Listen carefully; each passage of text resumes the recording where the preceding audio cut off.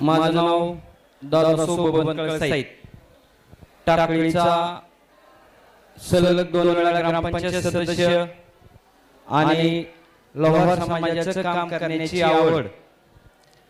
आज शिक्षण लोहार शिक्षण परिषद महाराष्ट्र राज्य यांनी आज इथं गुणवंत मुलांचा सत्कार सोहळा साजरा केला।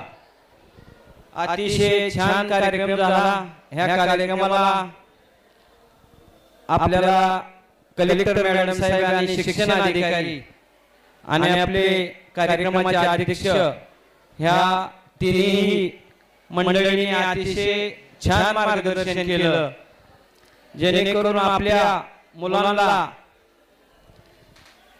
शिक्षणामध्ये कुठले पदावर जाता येईल ह्या गोष्टीचा अतिशय छान त्यांनी मार्गदर्शन केलं। आणि आगळे सरांचं मी आधी अभिनंदन करतो की एवढ्या पावसामध्ये सुद्धा लोक इथं उपस्थित राहिले आणि एकदम छान कार्यक्रम केला। आणि गेल्या 2-3 महिन्यामध्ये मी टाकळी गावामध्ये लोहार समाजासाठी आपल्या मुलांना शिक्षणासाठी किंवा आपल्या माझं एक वैयक्तिक मत आहे की सर्वजण शिक्षणामध्ये आग्रही आहेत, त्यांचंही बरोबर आहे, पण माझं सुद्धा मत आहे की जो आपल्या समाजातील तरुणांनी सुद्धा राजकारणामध्ये येणं खूप गरजेचं आहे। कारण शिक्षणात अधिकारी होत्यात, परंतु अधिकारी झाल्यानंतर त्यांना नोकरीला वेळ देता येत नाही आपल्या समाजासाठी, असं माझं वैयक्तिक मत आहे। परंतु आपल्या समाजाचा जर एखादा जिल्हा परिषद सदस्य, एखादा सरपंच, आमदार, खासदार होणं सुद्धा खूप गरजेचं आहे। कारण आपला जो समाजाचा विषय आहे तो विधिमंडळामध्ये मांडायचा म्हणलं तर आपला माणूस तिथं उपलब्ध असला पाहिजे, तो आपली खंत आहे। कारण आपला महाराष्ट्रामध्ये सांगितलं जातो 25 लाख ते 30 लाख समाज आहे, परंतु एकाला सुद्धा आपल्या समाजाला राजकीय प्रतिनिधित्व मिळत नाही, ह्याची एक मला खंत आहे। कारण आपल्या समाजामध्ये एखादा युवक किंवा एखादा ज्येष्ठ मंडळी जर मोहर जात असेल त्याला आपल्या समाजातील पाय ओढण्याचं काम करतात। इथं सर्व ज्येष्ठ मंडळी आणि अधिकारी आहेत की ज्याचे त्याचे वैयक्तिक मत आहे, समाजाचं काम करत असताना प्रत्येक समाजामध्ये बघा, प्रत्येक समाजाच्या संघटना आहेत। आंबेडकर संघटना आहे, आठवले गटाची संघटना आहे, ज्याचं मतभेद वेगळा आहे त्या पद्धतीने ज्याच्या त्याला काम करू द्या। आपण ज्या वेळेस आपल्या समाजा वेळ येईल त्यावेळी आपण सगळी एकत्र येऊया। पण एखादा जर आता मी उपोषण केलं 10 दिवस, मी काही स्वतःसाठी काय केलं नाही, मी खूप गरिबीतून आलेलो आहे आणि मला गरिबीची जाण आहे। आपलं जे हाल झालं ते आपल्या तरुण मुलाचं हाल होऊ नये यासाठी आपण सगळ्यांनी झटणं गरजेचं आहे।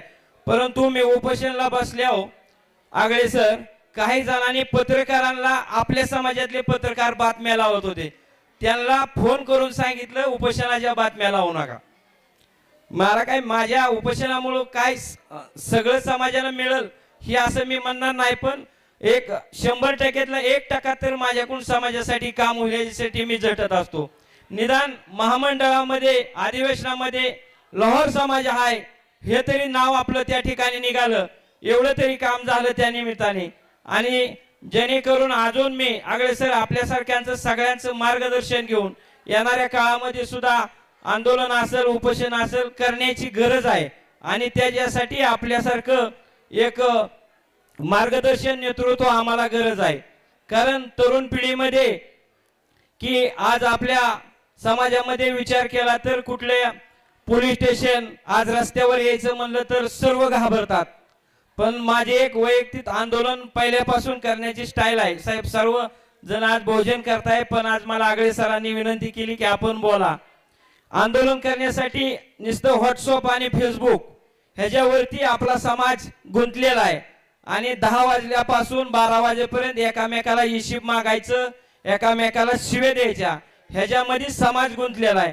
परंतु आपला समाज महाराष्ट्राच्या कान्याकोपऱ्यात आणि मंत्रालयापर्यंत जर न्यायचं असेल आणि आपल्या समाजाचं नाव आणि आपल्या समाजासाठी जर काय किमा घ्यायची असेल तर आपल्याला रस्त्यावर उतरावं लागेल, जेणेकरून आज जरांगे साहेब असतील, पडळकर साहेब असतील, त्यांनी आपल्या समाजाच्या जीवावर त्यांनी प्रतिनिधित्व मिळवलं.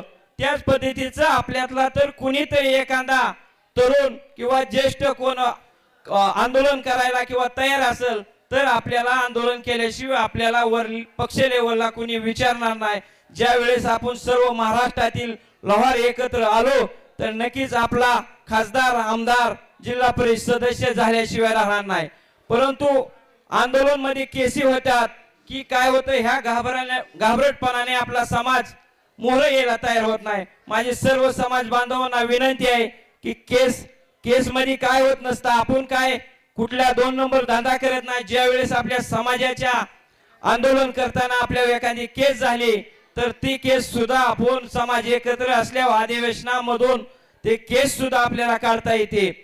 परंतु आपल्या समाजाने एकत्र येण्याची गरज आहे. एकत्र आल्याशिवाय आपल्याला कुठल्याच किमा मिळणार नाही. कारण आज सर्व शिक्षणावर बोलतात, सर्व शिक्षण सुद्धा खूप गरजेचं आहे, पण त्याच्या संग आपल्याला राजकीय नेतृत्व सुद्धा असणं गरजेचं आहे, असं माझं वैयक्तिक मत आहे. मी काय कुठला पुढारी नाही किंवा मी वक्ता नाही, परंतु मला आज आगळे सरांनी आज बोलायला संधी दिली, त्याच्यामुळे मला 2 शब्द बोलावं लागत आहे. सर्व आलेल्या मान्यवरांचं स्वागत करतो आणि मला बोलवलं आणि माझा मान सन्मान केला आणि सगळ्यांनी भरभरून प्रेम दिलं, त्याबद्दल मी सगळ्यांचे आभार व्यक्त करतो आणि माझे 2 शब्द लांबलेले भाषण संपवतो. जय हिंद, जय महाराष्ट्र.